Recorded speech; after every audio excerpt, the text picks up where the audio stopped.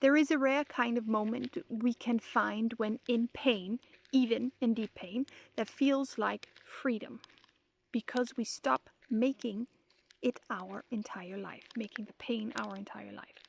The awareness that is gained when stepping off the pendulum between living in hope or in fear truly opens the door to be able to breathe even in pain. And this is what constitutes a beyond moment in my world. You are beyond pain in your being, even though the pain is there physically in your body and it's felt physically in your body. But it opens the door to you being right here, right now, okay with what is, as it is, wanting nothing more and nothing less, and hoping for nothing more or fearing anything from the past or the future. Just being in that moment. And you gain access to the control system of the roller coaster that I speak about between hope and fear by becoming aware, like this, being present.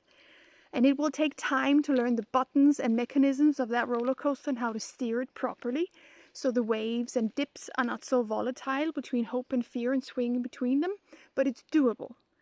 And if we fall off the horse again after one beyond moment, then there will be a next moment, and a thought will occur and trigger an old wound, and an emotion will spring out of the depths of us again, and once more we will fling ourselves onto the roller coaster of hope and fear and be beaten around the emotional bush, often just simply because there's so much pain in the body, and it instigates these emotional states and mental states in our being.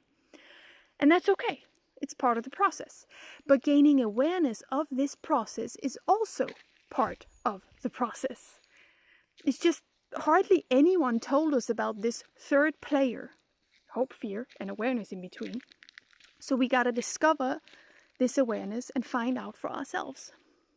Hoping for a better outcome, hoping to be free from chronic pain is very valid and it's very necessary. And fearing the past will repeat itself, and therefore doing everything in our willpower to get better and more healthy is valid and necessary. It keeps us from giving up on ourselves when we are dealing with a lot of pain. But getting stuck in this process without stopping up to smell the roses, without living the life we do have right now, even if there's pain, is not the wisest choice that we could make, in my opinion. Having awareness of how life operates and how our mind operates in this life is valid and necessary too, at least insofar that we wish to be able to feel beyond the pain, even if it decides to stick around for much longer than we wish it to. Because life isn't stopping for anybody, is it? And we have one guarantee, and that is that at some point we are all going to die someday. So guarding against regret for a life not lived can be very, very useful in terms of chronic, daily, constant pain for years. And many of the ways of living for common folks, they don't really work. They don't apply when one is in deep pain daily. The things that work for them don't work for us. Their methods don't work.